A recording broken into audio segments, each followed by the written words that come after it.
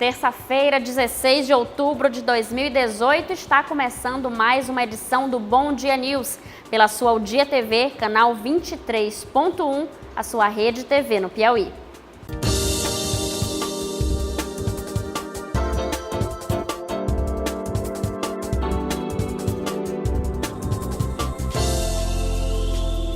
Os principais destaques da versão impressa do jornal Dia de hoje são: de cada 100 votos para deputado estadual no Piauí, apenas 13 eram para mulheres. No estado, 219 candidaturas foram registradas para essas vagas, mas dessas, apenas 70 eram de mulheres.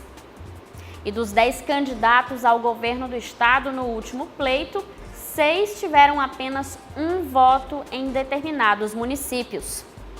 Projeto Educar. Dislexia e descalculia são transtornos que podem ser adquiridos pelo mau uso de aparelhos eletrônicos. E os especialistas alertam aos pais que devem determinar horários para que os filhos manuseiem tablets e celulares. Esses e outros destaques você confere no seu Jornal Dia, líder em credibilidade. E o governador Wellington Dias reuniu na tarde de ontem lideranças políticas para traçar metas para a campanha ao segundo turno do candidato à presidência pelo PT, Fernando Haddad. Confira na reportagem de Maiara Martins e Marcelo Cavalcante. Uma das metas do governador Wellington Dias é reduzir as abstenções nesse segundo turno. O chefe do Executivo Estadual reforçou a necessidade do empenho das lideranças em todo o estado para obter uma votação superior aos 63% dados pelos piauienses a Fernando Haddad no primeiro turno. Nós agora estamos talvez até menos de 2 semanas, da eleição do próximo dia 28 e o objetivo é aqui dar uma animada, colocar em cada município uma organização nessa fase final, onde a gente tenha como objetivo, de um lado, viabilizar que as pessoas possam comparecer e possam participar do processo eleitoral. Depois, garantir que a gente tenha em cada lugar o time que atuou e construiu essa importante vitória no Piauí, não apenas na minha eleição dos estaduais, federais, dos nossos senadores, mas também do próprio Haddad como nosso candidato a presidente. Do outro, também poder incorporar à campanha lideranças e eleitores que fizeram opção por outra candidatura no primeiro turno. O encontro contou com as presenças de prefeitos, parlamentares eleitos e lideranças de partidos que deram sustentação à candidatura de Wellington Dias no primeiro turno. Aos presentes, o governador reforçou a necessidade de vitória de Haddad no segundo turno para garantir a governabilidade aqui no Piauí. Na verdade, através do diálogo, como aconteceu no primeiro turno, que, como fizemos já em outras eleições, onde trabalhamos o nome do Lula lá mais atrás, trabalhar para garantir, não é, que a gente possa lembrar e pensar da importância de um governo bem integrado do Piauí com o governo nacional, como já vivenciamos lá atrás, onde eu fui governador com Lula presidente. Quem ganhou? Ganhou o povo. A gente quer um resultado que o povo seja o grande ganhador.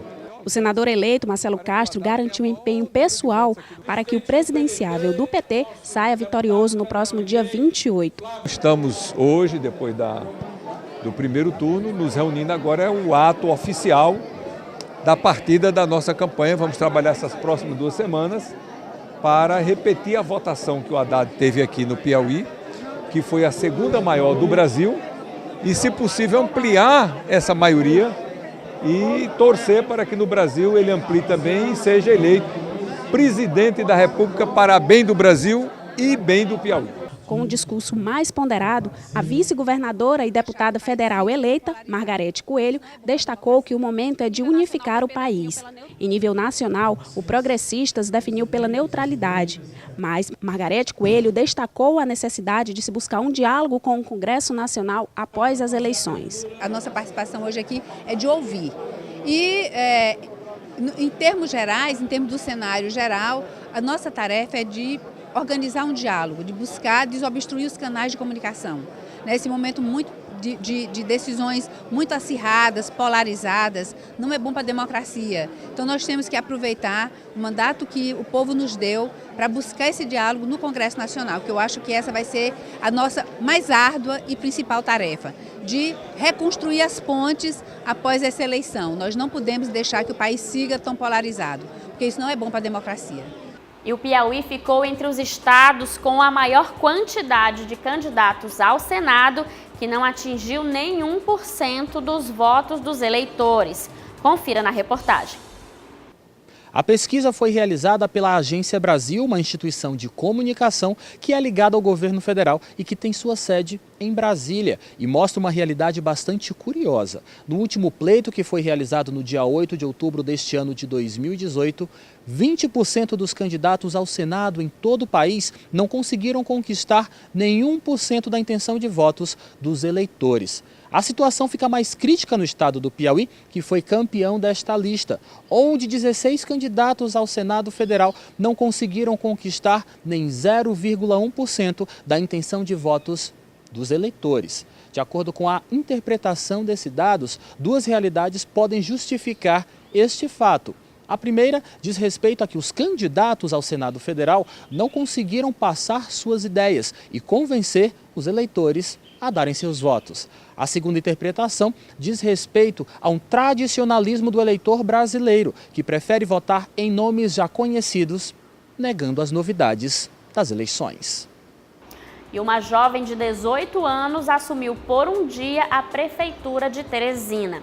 A ação faz parte do projeto Meninas Ocupam, que pretende aumentar a presença feminina em cargos de liderança em empresas privadas e órgãos públicos. A Elis Regina foi escolhida como prefeita por um dia. Ela vai representar todas as mulheres da cidade. O ato ajuda a reafirmar que é necessário que as meninas ocupem espaços públicos para apresentar as necessidades do feminino. Eu estou esperando a melhor expectativa, né? Aprender sobre mais a rotina do prefeito no dia a dia e saber o que ele faz para a população. É uma forma de nós afirmarmos, né, o poder das mulheres e o poder das meninas, né? Existe, de fato, muita injustiça em relação às mulheres no Brasil como um todo. Em Teresina isso não é diferente. Na ocasião, o primeiro Plano Municipal de Políticas Públicas para Mulheres foi apresentado na Prefeitura de Teresina. Os dados dos perfis das mulheres da cidade ajudam na adequação do plano à realidade da capital. Então é um plano que aponta não só para o enfrentamento à violência contra a mulher, mas ele trata sobre a saúde da mulher, a perspectiva da educação, da cultura, enfim, são vários eixos que traz como um instrumento, como eu falei, importante para trabalhar essa superação da desigualdade de gênero no município de Teresina. O Plano de Políticas Públicas para Mulheres começou a ser elaborado em 2015, a partir de um plano nacional. Em Teresina, ele foi formado em cooperatividade com várias secretarias e sociedade para apresentar as necessidades reais das teresinenses. Diversos projetos ajudam a combater a vulnerabilidade social, oferecendo políticas integradas para as mulheres. Um deles é o Amor de Tia, que atende mais de 70 mulheres com seus filhos de 1 a 3 anos de idade. Diversas meninas fazem parte desse projeto e foi através dele que Elis Regina foi escolhida para ser a prefeita de Teresina. Essa escolha faz parte da campanha #Meninas Ocupam, que é uma campanha em parceria da PLAN, Coordenadoria Estadual de Políticas Públicas para Mulheres, e Secretaria Municipal de Políticas Públicas para Mulheres. E o objetivo dessa campanha é dar visibilidade às violências que as meninas sofrem simplesmente por serem meninas. E a gente volta a falar sobre eleições e a corrida presidencial com o historiador e cientista político Ricardo Arraes. Seja muito bem-vindo e bom dia. Bom dia. Bom, a gente percebe uma polarização imensa. Muitos dos candidatos que foram derrotados já demonstraram apoio a candidato A ou B. Mas o que a gente percebe também é que muitos desses apoios não estão se revertendo em voto, nem para A, nem para B. Como é que se avalia hoje o comportamento do eleitor, considerando essas últimas pesquisas que dão vitória para Jair Bolsonaro, não é isso? Exatamente. os candidatos derrotados, eles ficam num limbo. Uns apoiam, outros deixam claro que o partido é que decide. Quando eles dizem que o partido decide, de alguma maneira eles ficam a cavalheiro para votar em um ou em outro, como é o caso aqui no Piauí do senador Ciro Nogueira, que tinha dificuldades para declarar voto para Haddad, já que ele fazia parte da coalizão aqui no Piauí que apoiava o Haddad, mas não apoiava necessariamente e abertamente aquele candidato. E aí ele fica sob o escudo do partido e diz, não, o partido decidiu ficar neutro, então eu estou neutro. Lógico, na hora da urna ele vai depositar o voto num candidato ou em outro. Agora, essa questão de transferir votos é complicado, porque, veja, o Haddad teve muito mais votos que o Wellington Dias aqui no Piauí. Significa que muitos eleitores do Wellington Dias, né, não votaram, aliás, muitos candidatos de outros partidos votaram no candidato do Wellington Dias e não votaram nele. Tanto que o Wellington Dias não teve 1 milhão de votos e Haddad ultrapassou a casa de 1 milhão de votos aqui no Piauí. O Piauí, inclusive, foi o estado que mais deu votos para o Haddad, né? 67% dos eleitores piauienses votaram no Haddad e apenas pouco mais de 50% votaram no Wellington Dias. A gente percebe a população bastante dividida, os eleitores muito divididos, uma situação bem parecida com 2014, quando Dilma e Aécio disputaram o segundo turno. E aí o resultado a gente já sabe, Dilma ganhou por uma margem muito pequena de votos, 2 anos depois sofreu um impeachment. O que a gente pode esperar de um governo Haddad e de um governo Jair Bolsonaro? Os derrotados vão aceitar esse resultado? Bem, como historiador, eu fico muito tranquilo para dizer que história não se repete, né?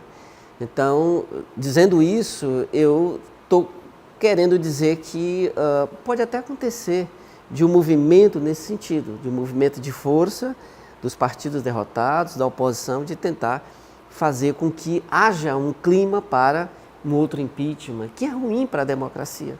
Impeachment não faz bem para ninguém, né? Logicamente faz bem para aqueles que alçam a condição de governantes do momento, mesmo assim sofrendo todas as consequências. Temer paga um preço alto por ter alçado ao poder por esse caminho, né?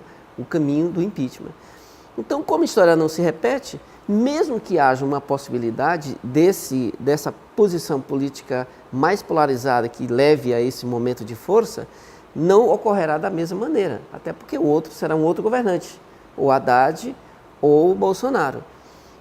Nós temos que aceitar o resultado, seja ele qual for. Hoje nós vivemos num clima de escatologia. Ou teremos a ditadura, ou teremos uma república venezuelana. Eu acho que não podemos fechar uma questão tão maniqueísta como essa. Ou o inferno ou o céu, seja para quem for, né? O céu e para quem for o inferno. Eu acho que nós temos que ter tranquilidade, conhecer as propostas na internet. Nas sedes dos partidos existem os programas partidários. No site do TSE. Nos sites tem lá os programas. Então o eleitor tem que ter tranquilidade de consultar o programa de cada um dos dois. Agora são só 2. Antes eram 14. Agora são só 2 candidatos. Tem tempo para você ver o que ele pensa para a saúde, para a educação, para a segurança, para a criminalidade, porte de armas, as comunidades minoritárias. O que cada um pensa para esses temas. E o eleitor, com muita tranquilidade, tem que, de posse desse manancial de informações, decidir o seu voto no dia 28. Agora, você acredita que existe uma divisão muito clara, né, dos 2 candidatos e entre a população também? E casos de violência, no que isso pode resultar, essa situação? Tende a melhorar após as eleições? Olha, já está ocorrendo, né? As violências estão ocorrendo, sejam elas físicas mesmo, de vias de fato, ou de maneiras veladas na internet, ou por telefonema, Twitter, essas coisas. Na universidade mesmo está acontecendo isso, né? 2, 3 rapazes estavam entregando panfletos do Bolsonaro e levaram uma carreira homérica lá no CCHL. Centro de Ciências Humanas. Teve um episódio também de um banheiro que foi pichado. Banheiro também que foi pichado, mas pichações são cotidianas na universidade. Pichações pró e contra. Existem os borbotões, e aqui, não só aqui no Piauí, mas no Brasil inteiro. Então, criou-se esse clima de escatologia, iremos para o precipício com um, iremos para o precipício com outro, né? Eu acho que nós temos que ter muita serenidade para tratar desse assunto, né? Não podemos tratar a política dessa maneira. Dessa maneira não se discute política.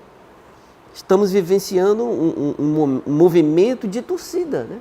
Torcida de um lado, torcida do outro.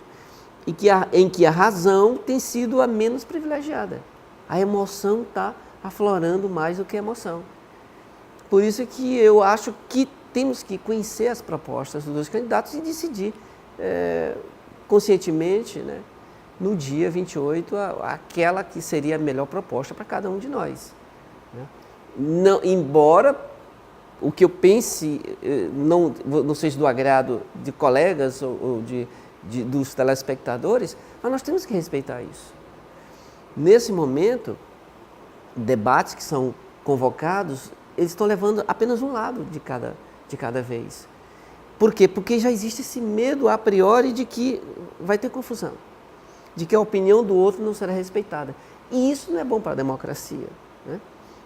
Esse, inclusive, era um dos crimes que a democracia trazia para o Platão, né? Os cidadãos vão para a praça achando que decidem política, pensando em todos, mas cada um pensa só em si. Então, nós temos que ter serenidade para escolher o que, na opinião de cada um de nós, é o melhor para o país. E sem violência. Já está ocorrendo violências, mortes inclusive, né, por conta de política. A política não serve para isso. Política não é para ninguém tirar a vida de ninguém. Política é para que a cidade viva da maneira, a cidade, no caso o Estado e o município, vivam de maneira harmônica, pacífica e que resolva todos os problemas do cidadão, e inclusive a violência. Agora vamos analisar a situação em que nós teremos o governador do PT, assim como temos hoje, ele foi reeleito. Uma situação com o governo do PT e um presidente do PSL, Jair Bolsonaro, que já declarou ser antipetista. Você acha que isso atrapalha de alguma forma? Qual é o tipo de interferência hoje que o governo federal, de ingerência, e até com relação à questão mesmo de dependência financeira que existe com relação ao Estado? Você acha que vai haver interferência? Teresina é governada há mais de 20 anos por um governo do PSDB e a maioria do tempo, nesse espaço de 25 anos, o Piauí foi governado no Estado pelo PT. E os dois poderes, o municipal e o federal e o estadual, eles nunca divergiram muito. Porque o que tem que acontecer é Teresina progredir e avançar. E aí o governador não pode impedir isso. O caso do Piauí ser governado pelo PT e vai ser governado pelo PT, e supostamente se Bolsonaro ganhar, não significa que o Piauí vai ser desprestigiado por conta disso. Ao contrário, na campanha agora, o próprio Bolsonaro já fala sobre o Nordeste. O Nordeste não é interpretado como um espaço de derrota de Bolsonaro. O Nordeste é interpretado como o lugar que ele teve a segunda maior votação no Brasil inteiro. Então, veja, há uma mudança de foco na própria campanha. E não acredito que em ele ganhando, o Piauí vai ser, e nem o Nordeste como todo, né, vai ser desprestigiado, vai sofrer as consequências brutais, como algumas pessoas estão dizendo, porque deu vitória esmagadora para o Haddad no primeiro turno. Deve dar no segundo também, mas não acredito que isso seja um empecilho para que o Piauí saia sobejamente prejudicado num governo, suposto governo Bolsonaro. Não acredito. Ok. Muito obrigada. Até a próxima. Estamos sempre à disposição. E a gente vai para um rápido intervalo e na volta vamos falar sobre os efeitos do BR-Obró em mais de 82 municípios do Piauí. Não saia daí.